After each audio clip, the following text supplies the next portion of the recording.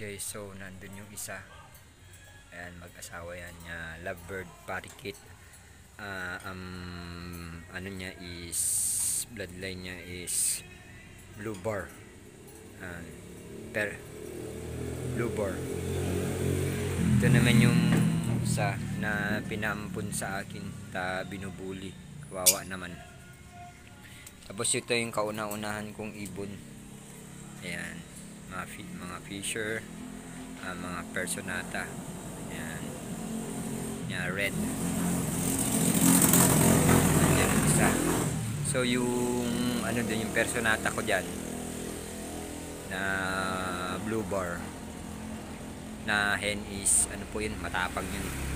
So may itlog na rin sila. So bago lang po yan sa akin. Ang tama pong pag-aalaga dyan sa mga yan is yung wag nyo po silang bubulabugin. Yan guys, hayaan nyo lang pa sila na ibigay yung ano, panalitiin, malinis lagi ang kulungan. Tapos hindi lang yun, laging malinis ang tubig at inuman.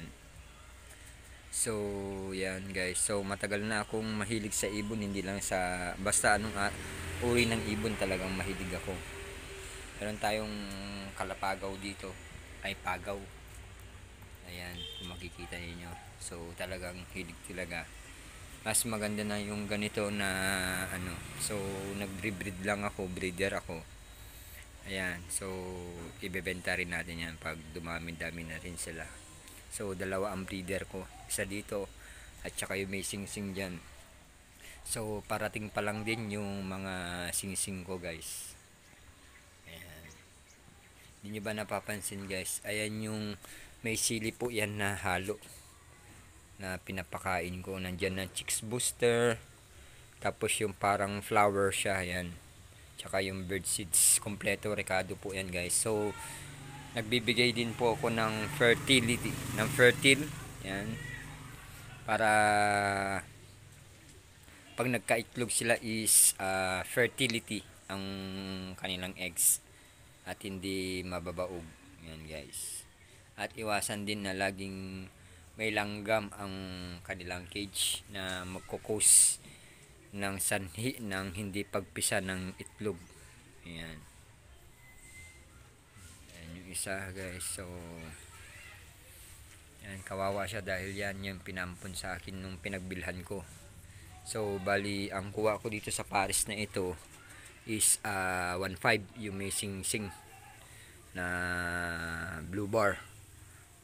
Opaline ang tawag dyan, blue bar opaline, at saka yung personata ko na blue bar opaline guys. Ayan, opaline po yan, red opaline with, hindi ko kasi masyadong ano yung sa pakpak nya guys. So mahilig lang, sadyang mahilig lang po tayo sa mga ibon.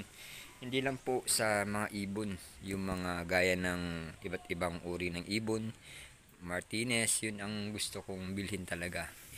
Kasi simula bata pa ako guys, ay mapagmahal na talaga ako sa mga alagang ibon. Yung mga ganyan. So, yung mga ang susunod natin bibilin, kung sakaling makayanan natin, may pera tayo, ay bibili tayo ng kakatail. Kakatail at yung Macau. So, ang mahal kasi ng Macau. Yung kakatail, umabot ng 2 pares is 4,000. Yung iba naman 2,500. So umabot ng 5K. Yan yung kakatail na sinasabi nila. So guys, dito ko na tinatapos ang aking vlog for today. Paalam na po at Merry Christmas and Happy New Year. Bye bye.